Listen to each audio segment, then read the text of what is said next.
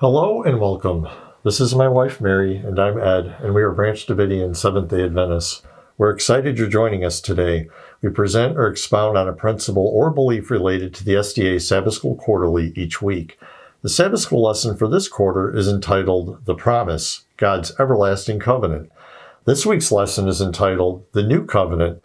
It discusses Jeremiah 31:31 and Hebrews 8:10 that both record the New Covenant promise. I will put my laws in their mind and write them on their hearts, and I will be their God, and they shall be my people. Thursday's discussion question reads, how does it make you feel, understanding that even now, Jesus is ministering his blood in heaven on your behalf? How much confidence and assurance does that give you regarding salvation? The fact that Jesus is ministering his blood in our personal behalf in heaven is indeed an incredible thing. It should give us great confidence that we can overcome every sin, every character flaw in this life while in our mortal bodies. Jesus overcame every temptation, and by the merits of his blood, we, his blood brothers and sisters, can know that we can do it as well. But many get a false sense of security by misinterpreting Jesus' ministration in the heavenly sanctuary to be one that covers our sin with a cloak of righteousness rather than one that atones for our sin, which is to wipe it away altogether. It is a ministration that helps us understand the truth so we can apply it to our lives and live free from sin. Ellen White taught very clearly regarding the nature and purpose of Jesus' ministry, and since we, as a people, acknowledge her to be a true prophet of God, we need to take her teachings very seriously. If she taught something, we shouldn't just brush it aside as though it were merely an opinion of man. She taught what God instructed her to teach, and if our profession to believe her teachings is to remain honest, we must accept what she said, even if it conflicts with our own opinions. We are supposed to let God be true and every man, including ourselves, be the liar. So, what did Ellen White say about how Jesus' ministry relates to sin? Well, one thing is this: the righteousness of Christ will never cover one cherished sin. Christ Object Lessons, page 316. Obviously, to profess to believe in Ellen White's teachings and yet to hold on to the idea that Jesus covers over our sins with his own righteousness while we continue to sin would be grossly inconsistent. But let us not be inconsistent. Jesus is ministering not to cover our sin, but to help us stop sinning.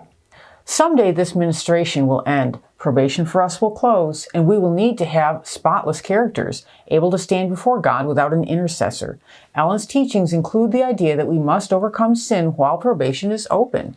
Ellen White said, if you have become estranged and have failed to be Bible Christians, be converted, for the character you bear in probationary time will be the character you will have at the coming of Christ. If you would be a saint in heaven, you must first be a saint on earth. The traits of character you cherish in life will not be changed by death or by the resurrection. You will come up from the grave with the same disposition you manifested in your home and in society. Jesus does not change the character at his coming. The work of transformation must be done now. Our daily lives are determining our destiny. Many have the idea that when Christ comes, we will get these new incorruptible bodies that will be unable to commit sins. But as Ellen White makes clear, our transformed bodies will not give us changed characters. That is a work we must do in these mortal bodies while Jesus is still ministering his blood and probation is still open for us. Consider Satan. He had an incorruptible body, but he still chose to sin. The point is, whether our body is corruptible or incorruptible, that doesn't determine our choices. We determine our own choices, and we can choose to act sinfully or righteously, regardless of the condition of our bodies. As Ellen said, the traits of character you cherish in life will not be changed by death or by the resurrection. You will come up from the grave with the same disposition you manifested in your home and society. Jesus does not change the character at his coming. The work of transformation must be done now. Our daily lives are determining our destiny. In great controversy, Ellen said, those who are living upon the earth when the intercession of Christ shall cease in the sanctuary above are to stand in the sight of a holy God without a mediator. Their robes must be spotless. Their characters must be purified from sin by the blood of sprinkling. Through the grace of God and their own diligent effort, they must be conquerors in the battle with evil. While the investigative judgment is going forward in heaven, while the sins of the penitent believers are being removed from the sanctuary, there is to be a special work of purification, of putting away of sin among God's people upon earth. This work is more clearly presented in the messages of Revelation 14. When this work shall have been accomplished, the followers of Christ will be ready for his appearing. So if we are not putting away every cherished sin today, we will not be ready when Christ comes. Now is the time of salvation. We will give one more quote just for emphasis, although there are many more. In Faith and Works, Ellen said, "None who have had the light of truth will enter the city of God as commandment breakers. His law lies at the foundation of his government in earth and in heaven. If they have knowingly trampled upon and despised his law on the earth, they will not be taken to heaven to do the same work there. There is no change of character when Christ comes." The character building is to go on during the hours of probation. Day by day, their actions are registered in the books of heaven, and they will, in the great day of God, be rewarded as their works have been. It will then be seen who receives the blessing. Blessed are they that do his commandments, that they may have right to the tree of life, and may enter in through the gates into the city. Revelation 22:14. There is not time to waste. This opportunity to fit our characters for the company of heaven will not present itself forever. The forbearance of God will come to an end. The fact that probation doesn't last forever is something that all SDAs recognize, and it alone should be enough to give us a sense of urgency to put away sin. But there is something that increases the urgency even more than many Adventists are aware of. That is, probation will close for the church before it closes for the whole world. This can be seen in Ellen White's interpretation of Ezekiel 9. She clearly applied the sealing and judgment spoken of in this chapter specifically to the SDA church. We encourage you to read Ezekiel 9 on your own, but here is a brief summary. Ezekiel saw 6 men, who Ellen White explained to be angels, come from the north to the sanctuary in Jerusalem. Each man had a destroying weapon in his hand, but one of them also had a writer's inkhorn. God then commanded the one with the inkhorn to go throughout Jerusalem and to set a mark on the foreheads of those who sigh and cry for all the abominations done in the city. Then God commanded the other 5 to slay all who hadn't received the mark, beginning at the sanctuary. Here is some of what Ellen White says about this chapter. First, this is from Testimonies for the Church, Volume 5, page 210 through 211. The command is, "Go through the midst of the city, through the midst of Jerusalem, and set a mark upon the foreheads of the men that sigh and cry for all the abominations that be done in the midst thereof." Ezekiel 9:5. These sighing and crying ones had been holding forth the words of life. They had reproved, counseled, and entreated. Some who had been dishonoring God repented and humbled their hearts before him, but the glory of the Lord had departed from Israel. Although many still continued the forms of religion, his power and presence were lacking. In the time when his wrath shall go forth in judgments, these humble, devoted followers of Christ will be distinguished from the rest of the world by their soul anguish, which is expressed in lamentation and weeping, reproofs and warnings, while others tried to throw a cloak over the existing evil and excuse the great wickedness everywhere prevalent. Those who have a zeal for God's honor and a love for souls will not hold their peace to obtain favor of any. Their righteous souls are vexed day by day with the unholy works and conversation of the unrighteous. They are powerless to stop the rushing torrent of iniquity, and hence they are filled with grief and alarm. They mourn before God to see religion despised in the very homes of those who have had great light. They lament and afflict their souls because pride, avarice, selfishness, and deception of almost every kind are in the church. Notice that Ellen White here is equating the abominations committed in Jerusalem mentioned in Ezekiel 9:5 with the sins committed in the church. The Spirit of God, which prompts to reproof, is trampled underfoot, while the servants of Satan triumph. God is dishonored, and the truth made of none effect. Continuing on in 5T, the class who do not feel grieved over their own spiritual declension nor mourn over the sins of others will be left without the seal of God. The Lord commissions his messengers, the men with slaughtering weapons in their hands, "Go ye after him through the city, and smite. Let not your eyes spare, neither have ye pity. Slay utterly old and young, both maids and little children and women, but come not near any man upon whom is the mark, and begin at my sanctuary. Then they began at the ancient men which were before the house. Continuing in 5t, Ellen says, here we see that the church, the Lord's sanctuary, was the first to feel the stroke of the wrath of God. The ancient men, those whom God had given great light and who had stood as guardians of the spiritual interests of the people, had betrayed their trust. They had taken the position that we need not look for miracles and the marked manifestation of God's power as in former days. Times have changed. These words strengthen their unbelief, and they say, the Lord will not do good, neither will he do evil. He is too merciful to visit his people in judgment.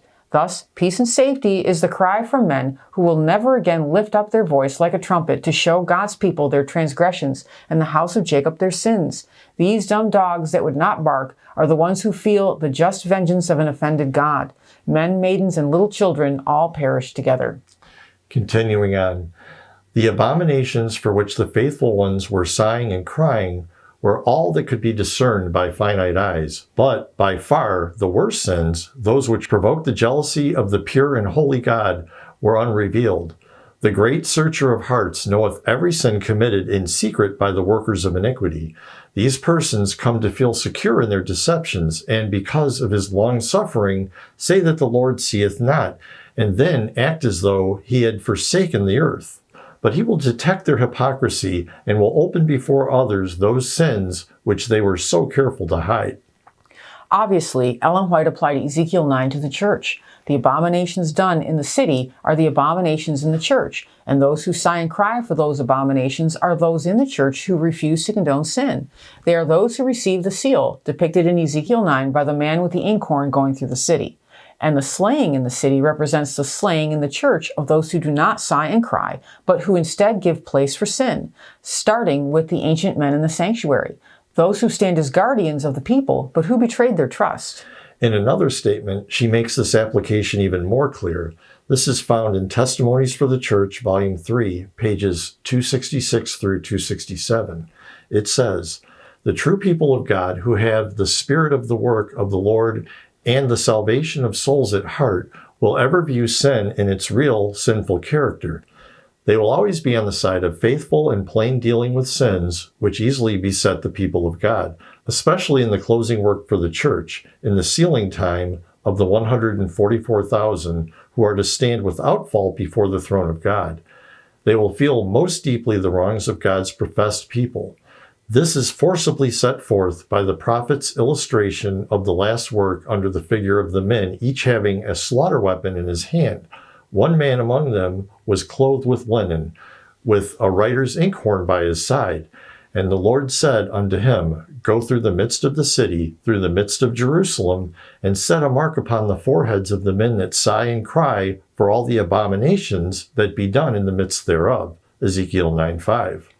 Ellen White continues, who are standing in the counsel of God at this time? Is it those who virtually excuse wrongs among the professed people of God and who murmur in their hearts, if not openly, against those who would reprove sin? Is it those who take their stand against them and sympathize with those who commit wrong? No, indeed. Unless they repent and leave the work of Satan in oppressing those who have the burden of the work and in holding up the hands of sinners in Zion, they will never receive the mark of God's sealing approval. They will fall in the general destruction of the wicked, represented by the work of the 5 men bearing slaughter weapons. Mark this point with care. Those who receive the pure mark of truth, wrought in them by the power of the Holy Ghost, represented by a mark by the man in linen, are those that sigh and cry for all the abominations that be done in the church. Their love for purity and the honor and glory of God is such, and they have so clear a view of the exceeding sinfulness of sin, that they are represented as being in agony, even sighing and crying. Read the 9th chapter of Ezekiel.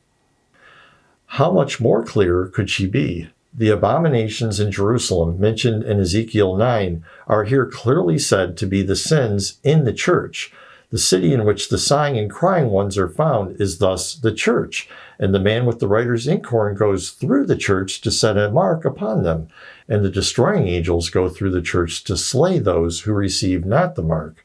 And exactly which church is Ellen talking about should be obvious to anyone who reads her writings, since she calls them the professed people of God and God's professed people, terms which she commonly uses for the SDA Church.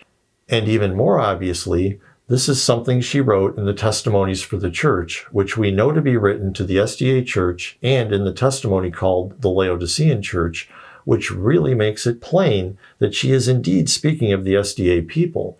Thus, in these statements, Ellen White is warning us that there is to be a judgment and purification of the church in which those who view sin as it really is and who refuse to partake of it will be sealed, and those who hold on to their sins will be slain.